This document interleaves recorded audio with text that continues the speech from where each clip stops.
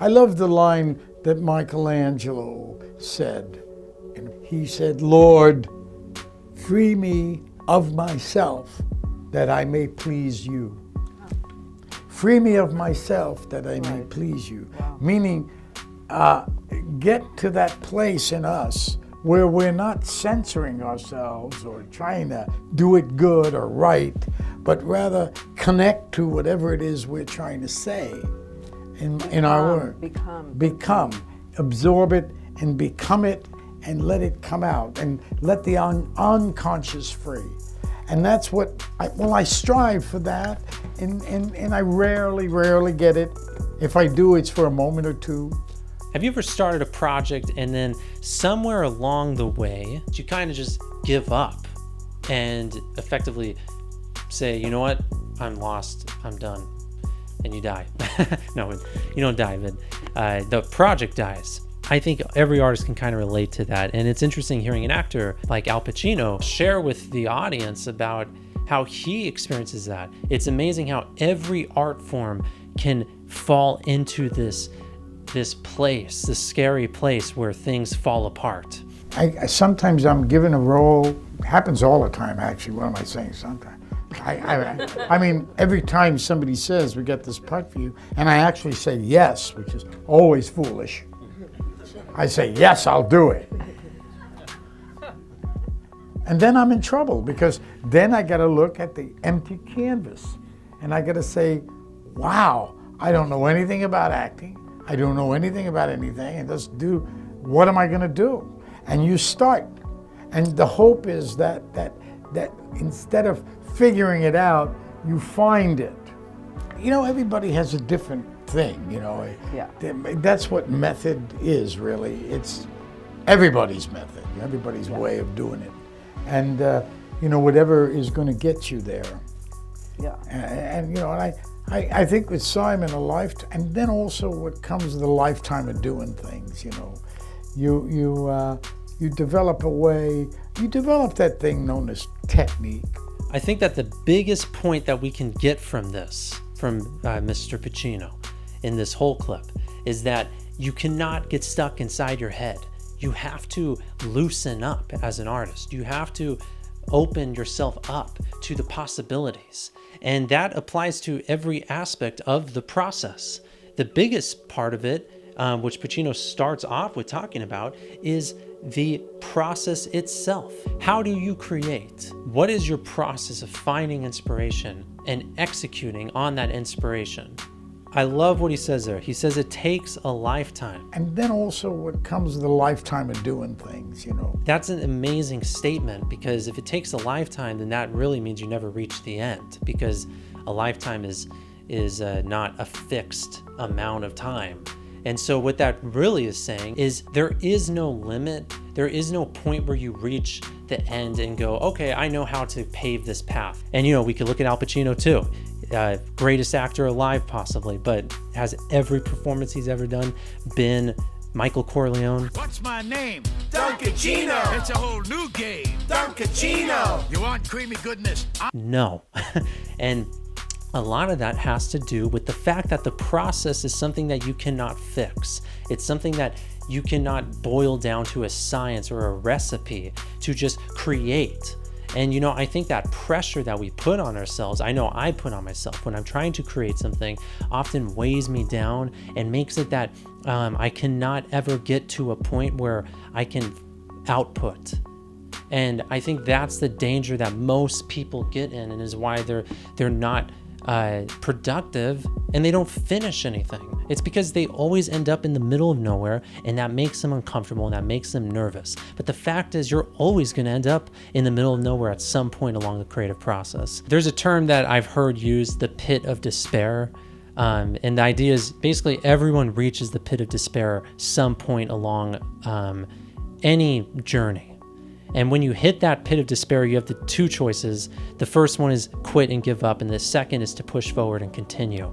But the point is, the great master of acting that Al Pacino is, always experiences this point on every project. And I've heard that from so many successful artists. So when we reach that point, the first thing is to just recognize, like, hey, this is normal. I mean, Al Pacino says it himself. He says, sometimes I find it, meaning sometimes he doesn't.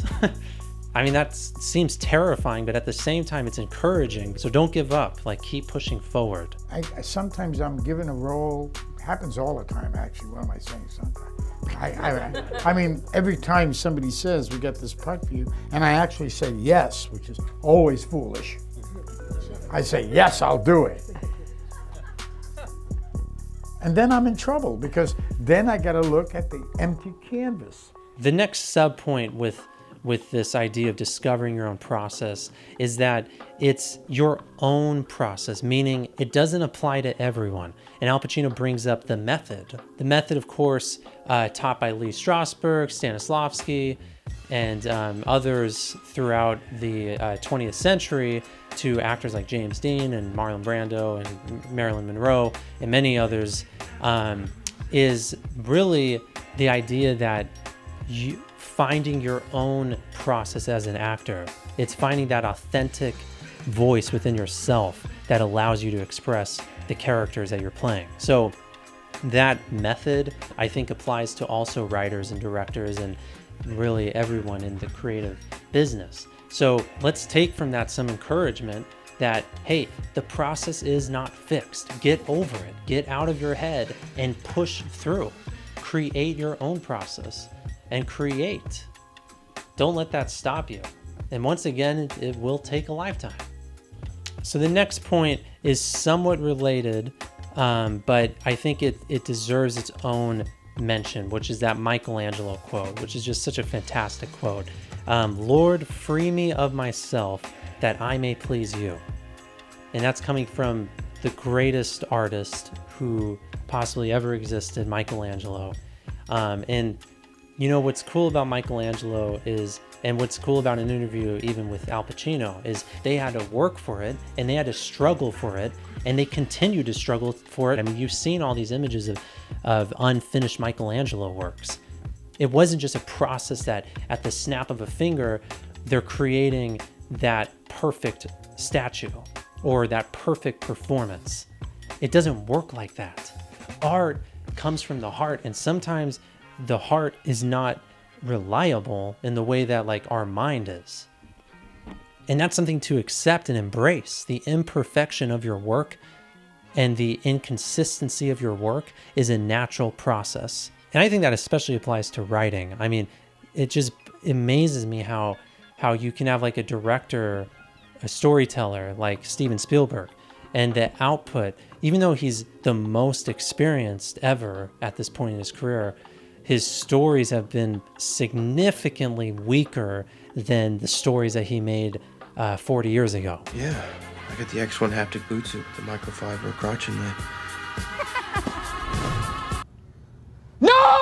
And you look at that and you go, how does that work if he's more experienced? Well, it's because the creative process is more than just, I've worked at this my whole life and therefore I know exactly how to do it. There's a spiritual and emotional nature to creation. So instead of being afraid of it and always stopping yourself from putting things out there, accept it, because it's so easy to judge ourselves and just tear ourselves down, and we're our own worst critic.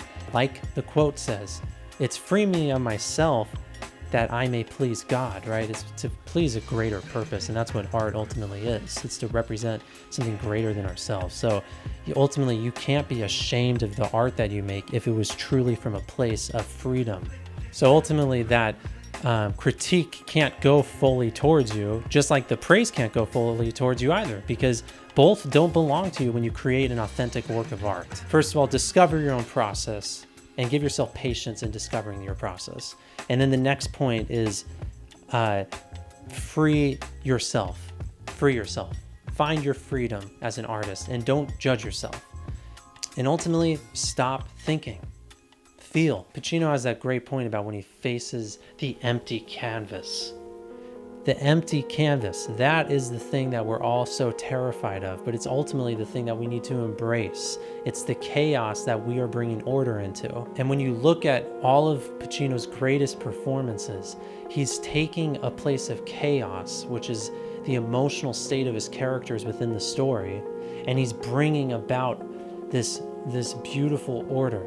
What's my name?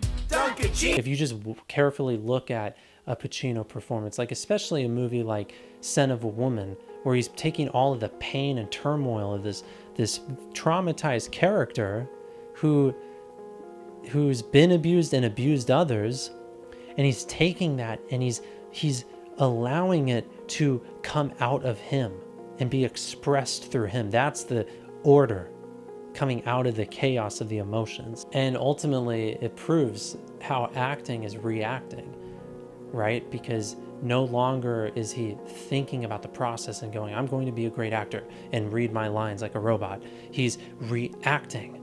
And that is ultimately what we all need to do. So if you're a writer or a director or an actor or a musician or any artist really, but I'm focusing more on film because I'm a filmmaker, the process of being open to that canvas, being open to the chaos, understanding it, contemplating it, and then communicating it.